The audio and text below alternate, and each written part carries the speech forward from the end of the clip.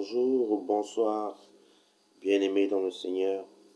Euh, Comment vous allez de l'autre côté du petit écran? Vous espérez que par la grâce de Dieu, ça va très bien.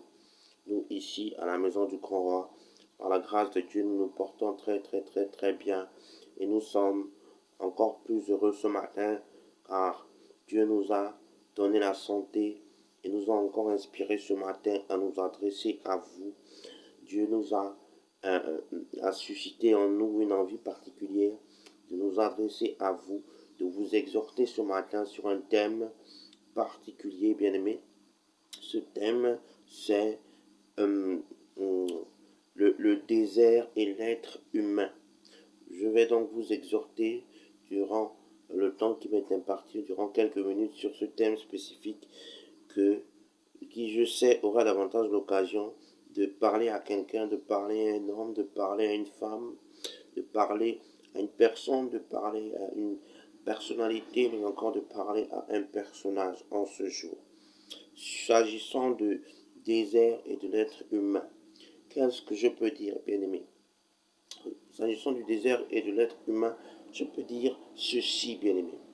C'est que le rêve de toute personne errant dans le désert est sans doute, bien-aimé, de trouver un oasis pour s'y établir définitivement. Je répète, le rêve de toute personne errant dans le désert, bien-aimé, est sans doute de trouver un oasis et de s'y établir définitivement, bien-aimé. Mais quelle voie doit-on suivre pour trouver notre oasis, bien-aimé, dans le désert? Quelle voie doit-on suivre pour trouver notre oasis dans le désert? C'est une question qui, je sais, aura davantage l'occasion de parler à quelqu'un ce matin. Quelle voie dois-tu suivre, bien-aimé, pour trouver ton oasis dans le désert? Quelle voie dois-tu suivre, bien-aimé, pour trouver ton oasis dans le désert? Certainement, certains parmi vous se sont déjà posé la question. Quelle voie emprunter pour parvenir jusqu'à leur oasis dans le désert? Pour répondre à cette question, je dirais de facto à quelqu'un, un homme ou une femme, que, bien-aimé, la seule façon pour ma part de parvenir à notre oasis dans le désert, sinon qui se trouve dans le désert, consiste à se résoudre à passer par le désert. Je répète, la seule façon pour quelqu'un de trouver l'oasis, son oasis dans le désert, consiste à se résoudre personnellement à passer par le désert. Vous savez, bien aimé, parfois certains parmi nous, et c'est très étrange, demandons à Dieu de nous permettre d'atteindre notre oasis, d'atteindre l'oasis, bien aimé, qui est à l'image du jardin d'Éden. Nous demandons à Dieu de nous permettre d'atteindre l'oasis qui est à l'image du jardin d'Éden. Oasis, je le rappelle, nous le rappelons ici, qui est source de repos, qui est source de tranquillité pour les créatures de Dieu que nous sommes. Et lorsque Dieu permet que les portes du désert s'ouvrent à nous, nous nous déminons, nous nous rétractons. Nous refusons même catégoriquement de passer par le désert pour atteindre l'oasis. Nous refusons catégoriquement de passer par le désert pour parvenir jusqu'à l'oasis. Pourquoi? Tout simplement parce que dans notre esprit, nous disons que le passage dans le désert est une source de douleur pour nous. Le passage dans le désert sera davantage une raison, quelque chose qui nous fera souffrir. Le passage dans le désert sera davantage une période durant laquelle le doute sera davantage nourri en nous. Le passage dans le désert sera une une période durant laquelle le malheur nous frappera. Le passage dans le désert sera une période pendant laquelle nous aurons l'occasion de connaître la tragédie. Le passage dans le désert sera une période durant laquelle le drame aura davantage l'occasion de nous frapper. Nous nous débinons, nous nous décourageons à cause de tout cela. Pourquoi? Parce que le passage dans le désert est synonyme de drame. Le passage dans le désert n'est pas synonyme de joie, bien-aimé. La plupart du temps, le passage dans le désert n'est pas synonyme de bonheur, bien-aimé. Le passage dans le désert est incontestablement synonyme de sacrifice, de travail. Et la question que je voudrais poser à quelqu'un, à un chrétien de l'autre côté du petit écran, qui se débine à la première occasion, qui se débine à la première vue de son désert, qui ressent le besoin de repartir en arrière pour ne pas affronter les difficultés du désert. Est-ce que nous, en qualité de chrétiens, nous serions devenus comme ces chrétiens ces personnes qui espèrent atteindre le sommet de la montagne sans pour autant la gravir, bien-aimé? Oui, car celui qui se débine face à la difficulté dans le désert, qui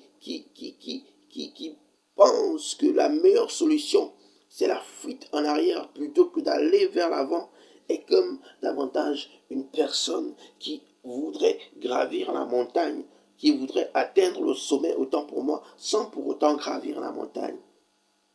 Vous savez, Jésus, avant de commencer son ministère, ou bien avant de commencer le ministère, savait qu'il devait passer par le désert. Il avait connaissance de cela. Mais il savait que avant de rentrer dans la maison du grand roi, c'est-à-dire l'oasis éternelle dans le ciel, il devait passer par le désert. Jésus savait cela. Il ne l'ignorait pas. Mais il ne s'est pas deviné pour autant. Il n'a pas pour autant refusé de passer par le désert. Il n'a pas pour autant refusé d'emprunter cette voie que le Seigneur avait prévue pour lui. Car il savait que c'était la volonté de Dieu le Père, que telle était la volonté de Dieu le Père, qu'il passe par le désert. Vous savez, le Christ savait que Dieu souhaitait qu'il connaisse la souffrance sur la terre. Le Christ savait que Dieu souhaitait qu'il connaisse la douleur sur la terre. Le Christ savait que Dieu, qu'il souhaitait qu'il soit sacrifié par les pécheurs pour enfin, à la suite de cela, entrer dans le royaume des morts, qui est le désert de la vie, pour à la suite de cela, rentrer dans le royaume de Dieu, mais pas sans passer par le processus de résurrection. Jésus était totalement soumis à la volonté de Dieu bien-aimé, qui lui a placé dans la trajectoire du désert. Jésus était soumis à la volonté de Dieu, qui lui a placé dans la trajectoire du désert. Voilà pourquoi, bien-aimé, il dit dans Matthieu 26, verset 39, « Mon Père, s'il est possible que cette coupe s'éloigne de moi, si cela est possible que cette coupe s'éloigne de moi, toutefois, non pas que je peux, que je veux, mais ce que tu veux. Toutefois, non pas ce que je veux, mais ce que tu veux. » Jésus était attaché à la volonté de Dieu. Pour Jésus, la volonté de Dieu devait passer au premier plan. Et si la volonté de Dieu pour Jésus était qu'il passe par le désert avant de revenir auprès du Père, alors qu'il en soit ainsi. Mesdames et messieurs, Jésus est entré dans le désert et il a survécu. On est sorti encore plus grand. Mon frère, ma sœur, à vous mes pères, à vous mes mères, à toi mon fils, à toi ma fille. Laissez-moi vous dire que passer par le désert, ce n'est pas une fin en soi. Passer par le désert, ce n'est pas une fin en soi. Si vous avez le sentiment de traverser le désert en ce moment, dites-vous que c'est peut-être la volonté de Dieu, c'est peut-être là la volonté de Dieu. Dites-vous que peut-être que c'est Dieu qui a permis que vous traversez la situation difficile que vous vivez actuellement, bien-aimés, qui est certainement comparable à un désert. Je ne sais pas comment se traduit le désert dans votre vie. Il se peut que votre désert se traduise par votre chute politique. Il se peut que votre désert se traduise par la dégradation de votre situation économique. Il se peut que votre désert se traduise par la détérioration de votre condition sociale. Il se peut, bien aimé, que votre désert se traduise par la destruction de votre environnement. Mais encore, il se peut, bien aimé, que votre désert se traduise par le déni de la religion que vous pratiquez dans la République. Mais encore, pour certaines personnes, le désert, bien-aimé, se traduit de toute évidence par la maladie, par l'échec scolaire, par le chômage, par le sous-emploi, par le non-respect de leurs droits fondamentaux et vitaux. Mais encore, dans certains pays, le désert se traduit par une situation d'état d'urgence sanitaire ou militaire qu'imposent les gouvernements, les dirigeants à leur population. Et vous, comment se manifeste votre désert? C'est peut-être par la corruption qui gangrène votre société. C'est peut-être par le péché qui coule dans vos veines, le péché qui inonde vos cœurs, le péché qui pollue vos esprits.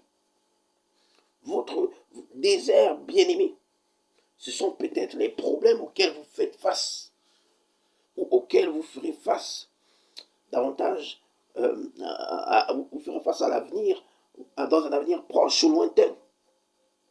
Votre désert, bien-aimé, quoi qu'il en soit, c'est ce que vous devez traverser pour atteindre votre oasis. Comment se manifeste le désert dans ta vie? Mais encore, comment passe-t-on du désert à l'oasis? Telle est la question que je voudrais que quelqu'un se pose ce matin. Et telle est la question à laquelle nous aurons l'occasion de répondre dans une de nos prochaines vidéos. En attendant, je vous invite à méditer cette exhortation. En attendant, je vous invite à y répondre par la grâce de Dieu. Sur ce, je vous dis tout simplement que Dieu vous bénisse. Au revoir, bye bye et à bientôt. Ciao.